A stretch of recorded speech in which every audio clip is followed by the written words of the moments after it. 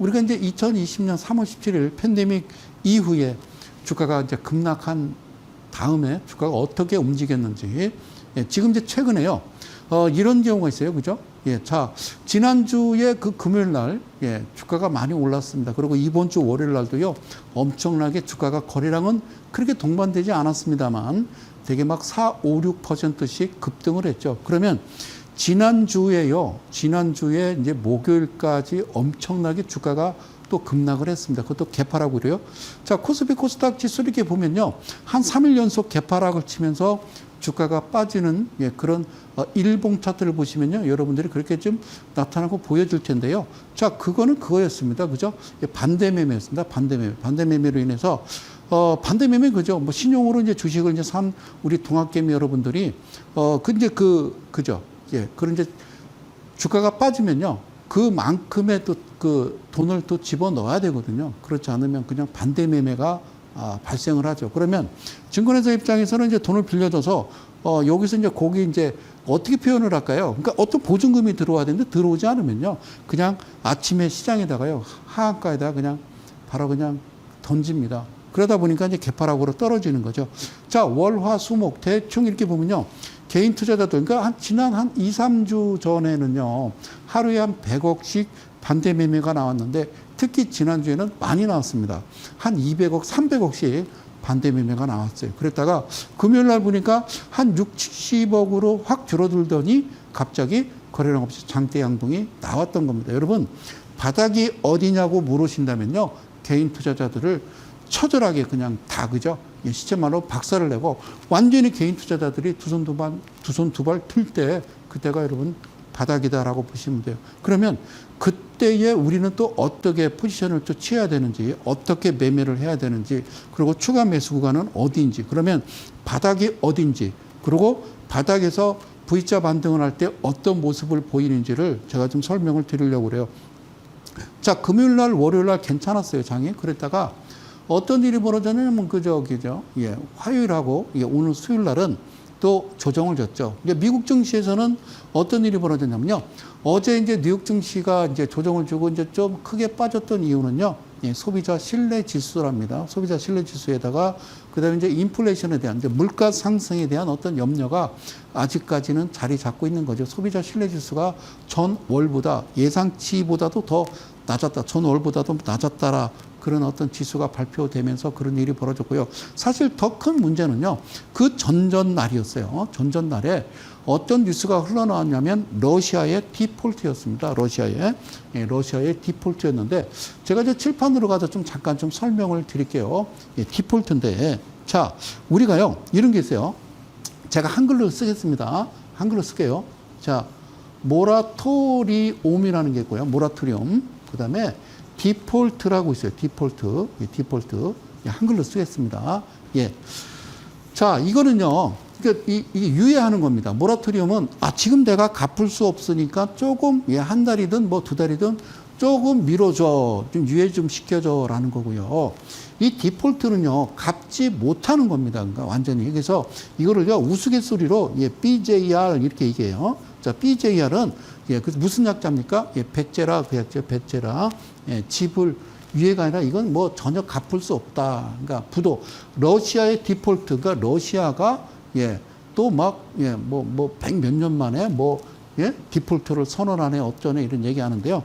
여러분들 스위프트라 하고 있어요. 스위프트가 뭐냐면요. 이제 이런 거죠. 러시아가 우크라이나를 침공을 했어요. 그죠? 예, 우리가 이제 알고 있는 뉴스에서는, 예, 침공이라고 써요. 침공. 예, 침공이에요. 침공. 예, 침공했다라고 그러고, 러시아에서는 뭐라고 그러냐면요. 특수 군사 작전, 이렇게 군사 작전, 예, 군사 작전이라고 얘기하는데요. 자, 우리는 저 러시아가 평온하게 잘 살고, 아주 착한 그 우크라이나를 러시아의 나쁜 녀석들이 침공을 해서 작살을 냈다. 이렇게 이제 생각을 하는 거죠. 그죠?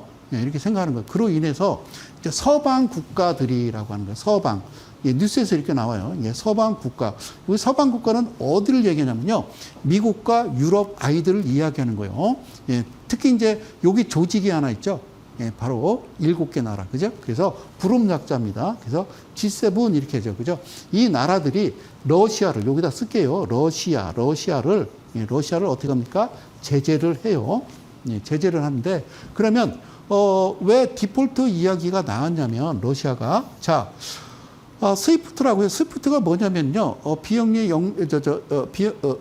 스위프트가 뭐냐면 그러니까 각국의 어떤 그 은행들이 그죠? 각국의 주요 은행들이 어떤 지급 뭐 어떤 그죠? 송금 예, 이런 그 나라 그 은행에 각각의 어떤 뭐 배당금 지불도 있을 수 있고 러시아에 뭐 펀드 투자했을 때 거기에 대한 수익금을 지불한다든가 송금한다든가 그런 업무를 하는 비영리 기업이에요. 그러니까 비영리 기업인데 그런 그 스위프트라고 해서 솔직히 좀 무역하는 분들이 주로 이제 사용하는 그런 기업인데 여기를 러시아는 사용을 못하게 막아버렸거든요. 예, 그러니까 러시아가 외환 보유고가 없는 것도 아니고 뭐 금이 없는 것도 아니에요. 예, 푸틴이 금도 엄청 사놨죠, 그죠? 돈은 있어요. 러시아가 돈이 엄청 많은데 갚겠다 이거예요. 근데 그 자체 통로를 막아버린 겁니다. 막아버려서 그러니까 당연히 지급이 안 되죠. 러시아는 뭐 배당도 주고 뭐 이자도 주고 뭐 이러고 하고 싶은데 그 스위프트라고 거기서 막아버리니까 러시아는 지급을 못하니까 서방 국가에서 뭐라고 그래? 야 러시아 니네들 디폴트 이렇게 되는 거예요. 그러다 보니까 사실상은 어제 그저께 그 뉴스 나왔을 때 그러면요 전 세계 증시는 폭락을 해야 되는 겁니다. 그런데 뭐 특히 아시아 증시도 크게 흔들림 없이 뭐 자연적으로 잘 돌아간 거 보면은 이건 크게 러시아의 디폴트 문제는 큰 문제가 아닌 거죠, 그죠? 사실상은 어제 나왔던 소비자 심리 지수보다는 러시아의 디폴트가 상당히 큰 이슈가 되는데도 크게 흔들림이 없었다라는 것은 뭘 의미할까요? 그죠? 러시아 디폴트는 별 큰 의미가 없다라고 보면 돼요. 자, 우리가 이렇게 보자고요. 우리가 자 G7이라는 게 있어요. G7. 예, 그러니까 서방 국가들의 잘 사는 나라 대표적인 7나라하고 그다음에 또 떠오르는 게 뭐냐면요. 예, 떠오르는 게 뭐냐면요. 브릭스입니다. 브릭스. 예, 브릭스입니다. 자, 이게 뭐냐면 서방 국가하고 이게 뭐냐면요. 이게 브라질이고요. 예, 브라질. 이게 러시아입니다. 러시아. 그리고 얘는 인도고요. 그리고 얘는 차이나. 예, 차이나. 중국이 되겠죠. 이거는 아실 거 없어요. 그죠? 남아프리카 공화국이니까. 자, 그러면 이 나라들을 가만히 보면요. 이 나라는요. 자원이 되게 많은 국가고요. 인구도 되게 많고요. 그리고 또 뭐도 많죠? 에너지도 예, 되게 많은 그런 국가예요. 요게 가장 중요한 건 중국과 차이나, 중국이 들어가 있죠. 그죠? 그렇죠? 그리고 브라질하고 인도 있고요.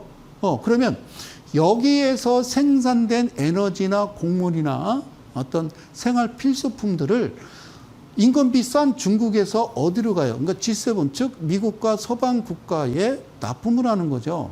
2008년 미국이 금융위기 겪고 그나마 잘 버텨서 여기까지 일어날 수 있었던 것은 중국에서 싼 물건들이 들어갔기 때문에 괜찮았어요. 지금 대통령이요. 미국의 조 바이든 대통령인데 트럼프 대통령 때는요. 이 친구들이 꼼짝을 못했어요. 브릭스라고 하는 브라질, 러시아, 인도, 차이나, 남아공화국 애들이 꼼짝을 못했어요. 트럼프의 강력한, 즉 미국 대통령은 리더십이 강해야 돼요. 이 트럼프는 리더십이 굉장히 강했어요. 그래서 예를 들어서 중국의 시진핑 주석도 꼼짝을 못했죠. 트럼프 대통령이 중국을 방문했을 때, 그렇죠? 어디 이제 방문했을 때 그 차례차례로 있잖아요. 예, 트럼프가 물론 이제 나이가 더 먹었겠지만 그런데 가장 중요한 거는 지금의 이제 판세가 조 바이든 대통령이 되면서 그렇죠. 여기에 영향력이 상당히 커지고 여기서 더 큰 소리를 내고 있다라는 겁니다. 그러면 물가가 지금 즉 인플레이션이 왜 계속 치솟고 있느냐? 가장 중요한 건 러시아하고 차이나. 그러니까 러시아는 그죠? 뭐 가스라든가 유럽에 거의 다 들어가죠. 겨울 날라면 러시아에 가스 밸브 잠궈버리면 다 얼어 죽는 거죠. 그래서 유럽에서 뭐 석탄을 떼느니 이런 얘기가 나오는데 그리고요 더 중요한 건 이제 러시아에서 생산되는 예전에 이제 휘발유나 석유 같은 건요 거의 미국으로 수출을 했어요. 미국으로 수출했다고요. 그게 사실 러시아가 경제 규모에서 뭐 기름 파는 이 비중이 상당히 높거든요. 그리고 가장 중요한 건 여러분들 아시는 차이나 중국을 보십시다.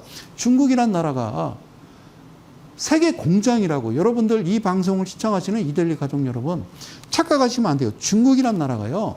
중국에서 생산을 멈춰버리면 전 세계 물가는요 거의 치솟아 버리는 겁니다. 물가는.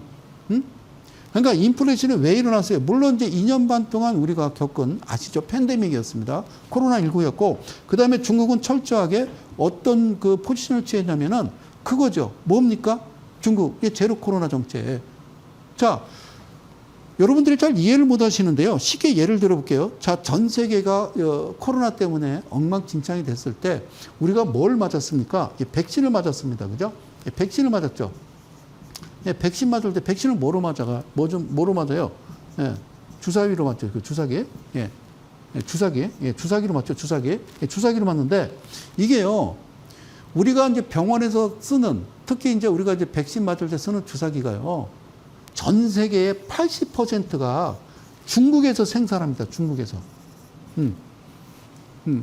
내가 예를 들어서 하나만 얘기한, 주사기 하나만 얘기한 거예요. 이게 80%가 중국에서 생산하는데, 그러면 미국이든 뭐 유럽이든 서방 국가든 전 세계의 어떤 생활 필수품, 뭐 화장지가 됐든 신발이 됐든 양말이 됐든 우리가 얘기하는 뭐 나이키 이런 거 말고 뭐 그것도 뭐 다 포함이 됩니다만 모든 생산은 어디서 합니까? 중국에서 한다고요. 여기서 생산을 멈춰버리거나 공장이 잠깐 문을 닫아버리면요. 세계의 어떤 물류라든가 공급 문제는요. 휘청거릴 수 있는 거예요. 그러면 간단하죠. 중국이 정신 차리고 다시 예전으로 돌아가서 열심히 생산하고 열심히 유통시키고 공급을 해주면 상관은 없어요. 그러면 큰 문제가 없다고요. 자, 다시 한번 2008년도에 미국의 서브프라임 모기지론 사태 때 큰 일이 났죠. 그때도요. 중국에서 열심히 생산한 싼 물건들이 미국으로 들어갔기 때문에 뭐가 없었어요. 그때도 돈 엄청 풀었었는데 뭐가 인플레이션이 없었다고요. 아시겠죠? 예, 그러면 지금 어떤 위치냐? 그런데 리더라고요, 리더. 어떤 리더가 이렇게 지금 반으로 딱 쪼개져 있는 거예요. 그죠? 예, 반으로 딱 쪼개져 있는 거예요. 다시 얘기할게요. 자, G7이 있고요. 그 다음에 뭐가 있어요? 예, 브릭스가 있습니다. 예, 브릭스. 브릭스가 있어요. 이 친구와 지금 싸움이 벌어지는 새로운 어떤 패권 전쟁이 벌어지고 있다. 이렇게 보시면 되죠. 그죠?